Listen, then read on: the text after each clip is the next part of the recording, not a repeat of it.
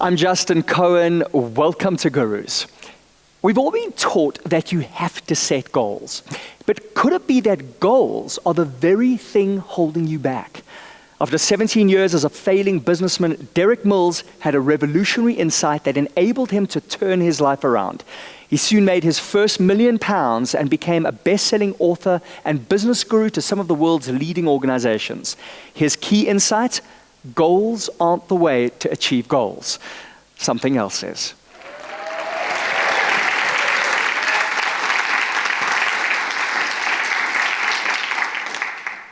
For the last 100 years, we've been taught that if we set goals, we'll be successful. The challenge is, it hasn't worked. It's failed most people, and it's failed most businesses. And the reason that it's failed is that there's something missing. There's been a critical missing ingredient that has been unobserved, missed, a critical missing link for the last 100 years. My name is Derek Mills, and I had an experience which lasted for 17 years. And that experience was that I've been setting goals, because I was told by the experts to set goals. If you have been successful, set goals, Derek.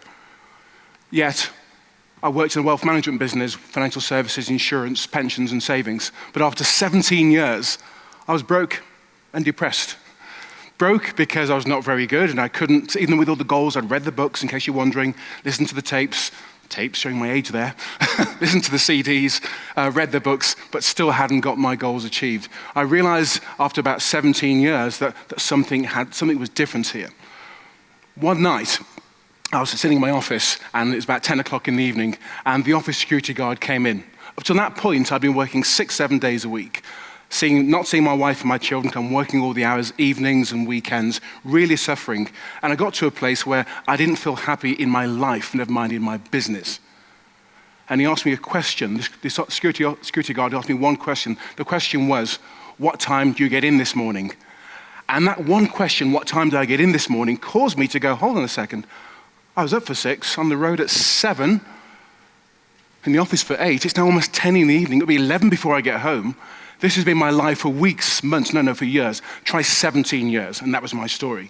But as he walked away, my words hung in the air. I realized that this was not my life. This was not who I was meant to be. And there was far more to me inside of me that had never come out into my life. But here's where it really came out. Something inside me said, stop setting more goals. Goals won't give you future happiness, because happiness can't exist in the future. It's a present time experience. Instead, live by daily standards set from within so that you and your life and your business is authentic and you're happy in the now. Wow, that was a revelation to me. That was my 10-second moment. And because until that point, like most other people, I'd been setting goals and missing them most of the time. It's the same all around the world. And I found and discovered that this critical missing link changed everything for me. Because I've been letting clients tell me when I could see them, what time, the minimum premium, the minimum order, treat me how they want to treat me, abuse my trust and my services. Then I realized this one critical thing, and it was setting standards from within and committing to them just for that day. So I began to set these standards, and I wrote them all out, because I'm like that. I wrote out all my new daily standards, and a standard is a basis, a criterion, a level, a quality or rule that you set from inside your business, for every part of your business that's important to you. The financials, the relationships, the criteria of the client, who can qualify to be a client.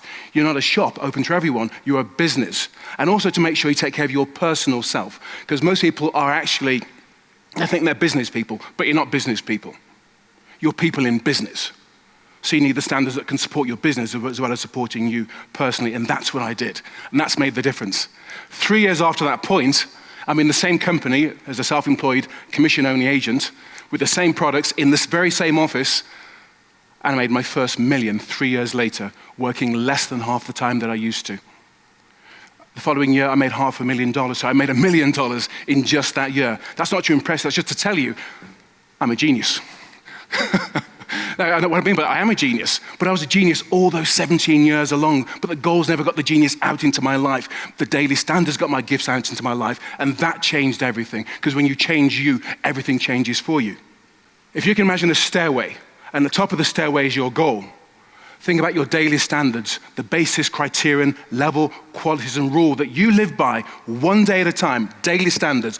They are the means to achieving your goal. You see, goals don't achieve goals. They never have. It's your daily standards that determine your failure or your success. Derek Mills, welcome to Gurus. Thank you.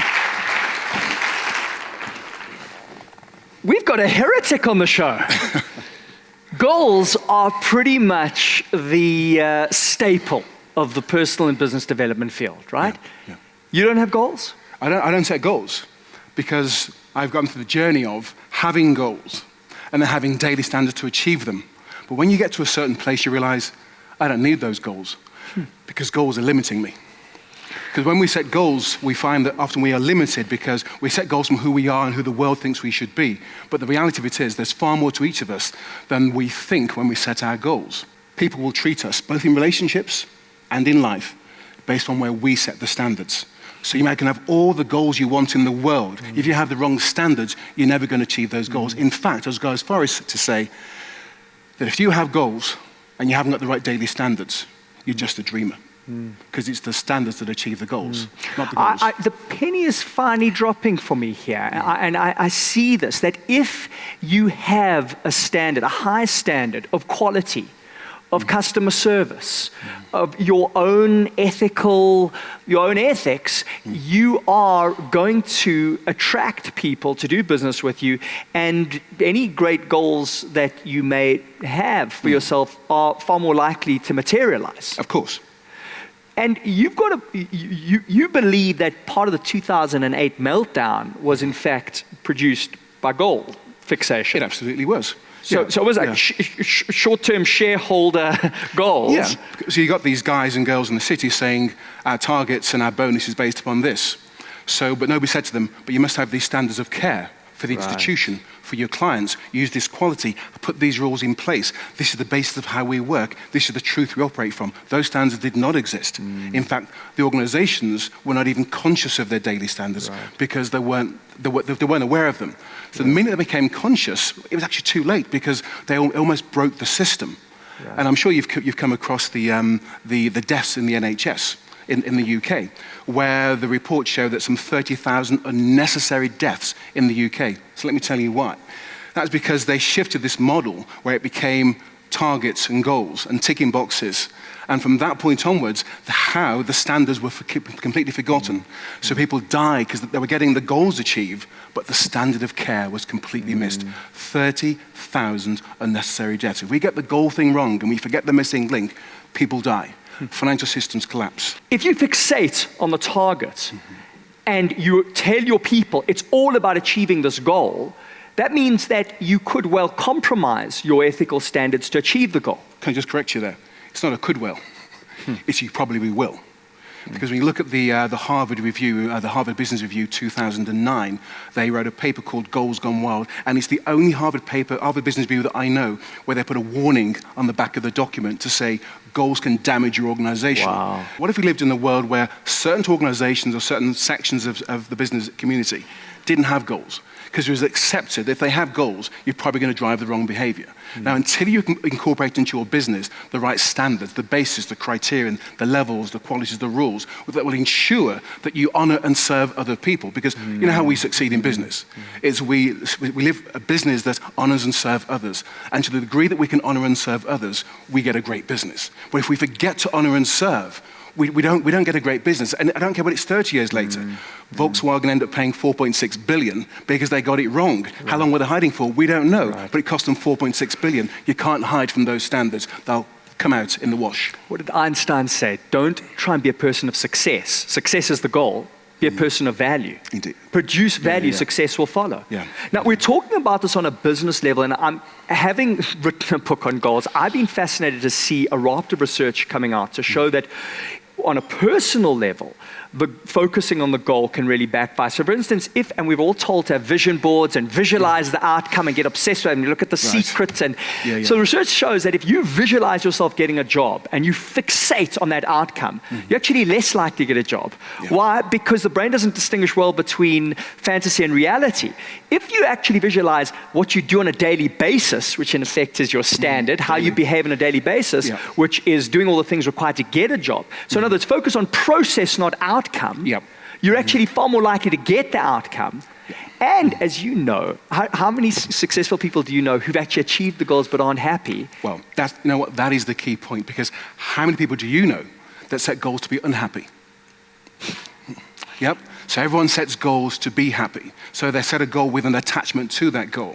Well, happiness is a present time experience, isn't it? We can't be happy in the future, we can only happy in the now. It's a now experience. So daily standards, when we look at daily standards, we experience and we live them just for today. So we stay present. So we can have all the success, but we stay happy in the moment. It's not about the achievement of the goal. The goal had an attachment. It's about the happiness and the contentment that we can see. So I work with leaders and sales organizations to get their salespeople, sometimes, hard-nosed guys in the city, hitting their targets, but actually being happy because they're serving their clients, they're honoring their companies, they're honoring and serving themselves, they're seeing their husbands and wives, they're eating well.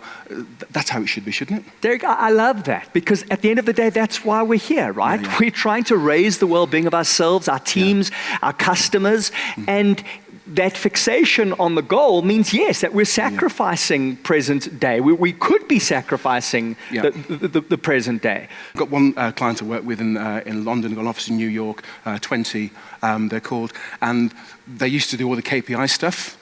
And when he read the book, when he read the 10-second philosophy, he came back to me and said, Derek, we've now got guys together, we give them their targets, but they're all different people, aren't they? I said, yeah, they're all different people, even in the same team with the same targets.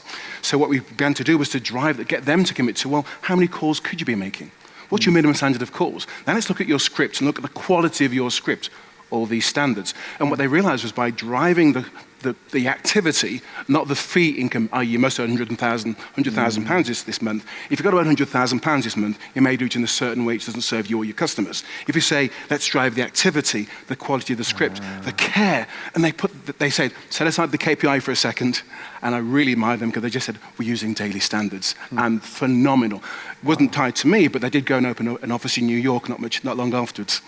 Well, that's what's in store for us if we follow Derek Mills and raise our standards. Thank you so much. God bless you.